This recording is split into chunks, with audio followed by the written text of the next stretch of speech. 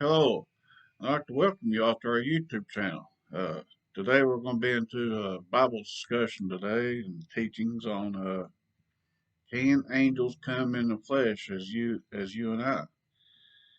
And which I've run into several people that's asked that certain question, and they've even asked me that at times. And I always point them to two places there in the Bible if they ever want to check it out, and that's what you all can too whenever we go into these discussions. But the first place I want to talk about, well, mention is like in Hebrews chapter 13, verse 2, where it says, be not forgetful to entertain strangers, for thereby some has entertained angels unaware. Well, that's the reason it's always good to be, good to people and show kindness and everything. You never know. You never know. You might run into somebody might be an angel or something like that. And I know you say, well, how can they be like that, come as flesh and everything? Well, I'm fixing to get into that right here in just a second. If you got your Bibles and would like to turn to uh, in Genesis, we're going to be in Genesis chapter 18 and 19. And first part of it's going to where both Abraham and Lot both encounters these angels, and these angels first shows up to Abraham as three men. And it goes off to say that, he met them and greeted them. And he even provided water for them so they could wash up and wash their feet. So right there's indication that they have shown up in the flesh. And then it goes on to say uh, that he tells Sarah to knead up three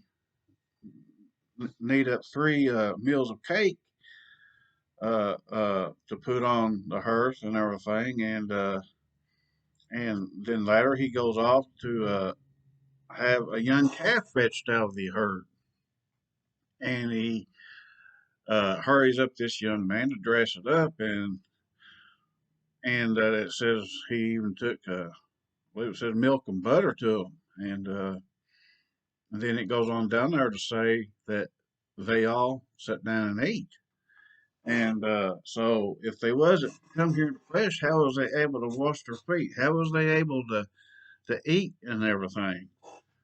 But yes, they can show up. With man, things are impossible, but with God, all things are possible. And but this teaching's right here about them showing up in the flesh as you and I, yeah, it could probably lead off into Genesis chapter 6 to help you all out on a particular subject. But that's on another teachings at another time. But I'm going to start off reading right here, and we'll be in first in Genesis 18. First Genesis 18, starting with verse 1. And it says, and the Lord appeared unto him in the plains of Mamre, and he sat in the tent door in the heat of the day. And he lifted up his eyes and looked, and lo, three men stood by him. And when he saw them, he ran to meet them from the tent door and bowed himself toward the ground, and said, my Lord, if now I have found favor in thy sight, pass not away, I pray thee, from thy servant. Let a little water, I pray you, be fetched, and wash your feet, and rest yourselves under the tree. Therefore, again I said, if they didn't show up in the flesh, how was they able to wash their feet? And, uh, and it says, I will fetch a morsel of bread, and comfort ye your hearts. After that ye shall pass on, for therefore are ye come to your servant. And they said, so do as thou hast said. And Abraham hastened into the tent unto Sarah and said, make ready quickly 3 measures of fine meal, knead it, and make cakes upon the hearth. And Abraham ran into the herd and fetched a calf tender and good, and gave it unto a young man, and he hasted to dress it. And he took butter and milk, and the calf which he had dressed, and set it before them, and he stood by them under the tree, and they did eat.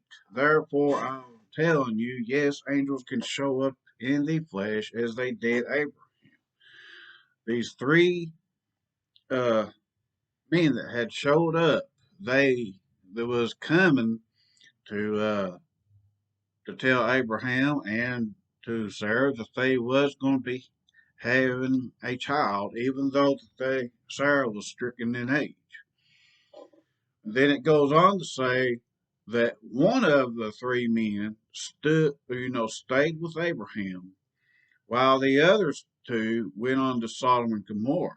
They all three came to decide the fate of the wickedness and the wickedness ways of Sodom and Gomorrah, and they had come to bring judgment. And Abraham, uh, him and one of them angels or the other man, uh, stayed behind, and they was deciding the fate of Sodom and Gomorrah. And Abraham, he was kind of uh, trying to get the Lord to spare some of them, all the righteous men. And it all started all the way up from 50 all the way down, counting down.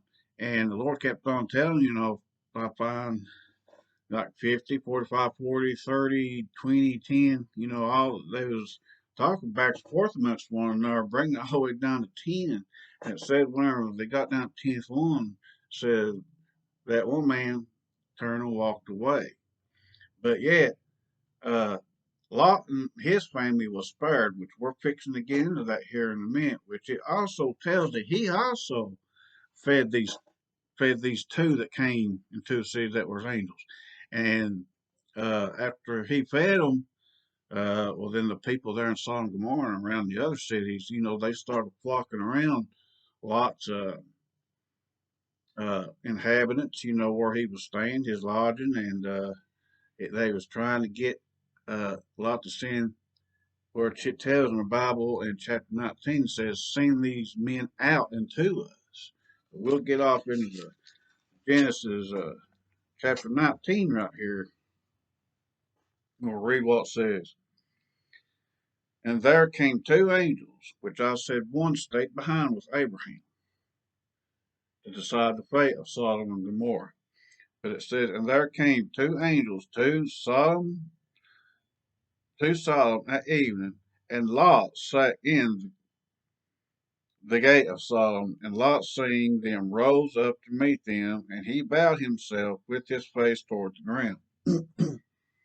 And he said, behold, now, my lords, turn in, I pray you, into your servant's house, and tarry all night, and wash your feet.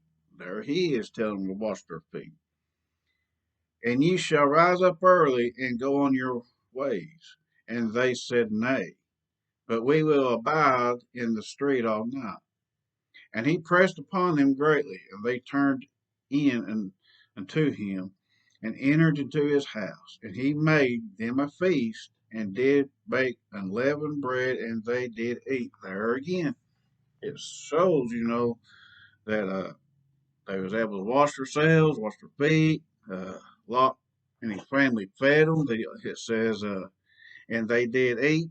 So therefore, they had come in the flesh. I mean, yeah, I know angels are spirits and stuff like that, and forms and ways they can do things that we don't understand. But it says right here, I mean, if they was full in spirit, well, then they had come in the flesh, as same as you and I. It's like I was speaking of earlier when people come up and ask me, I always point them right towards these places here in Genesis 18:19 where it speaks where both Abraham and Lot fed them, and they ate with them and everything. But after they eat, in verse 4, starting with verse 4, it says, but before they lay down, the men of the city, even the men of Sodom, compassed the house round, both old and young, all the people from every quarter. And they called unto Lot and said unto him, Where are the men, which these people's calling them men, which they identified them as men, where are the men which came into thee this night? Bring them out unto us, that we may know them. And Lot went out at the door unto them, and shut the door after him, and said, I pray you, brethren, do not so wickedly. Behold, now I have 2 daughters which have not known me. Let me, I pray you, bring them out unto you, and do ye to them as is good in your eyes, only unto these men do nothing. For therefore came they under the shadow of my roof. And they said, Stand back. And they said again, This one fellow came in to sojourn, and he will needs be a judge. Now will we deal worse with thee than with them. And they pressed sore upon the man, even Lot, and came near to break the door. But the men, here's where it starts talking about these angels that came in the flesh. Right here it says, But the men put forth their hand and pulled Lot into the house to them, and shut to the door. And they smote the men uh, that were at the door of the house with blindness, both small and great, so that they worried themselves to find the door. And the men said unto Lot, Hast thou here any besides son in law, and thy sons and thy daughters, and whatsoever thou hast in the city, bring them out of this place? For we will destroy this place, because the cry of them is waxing great before the face of the Lord, and the Lord hath sent us to destroy it.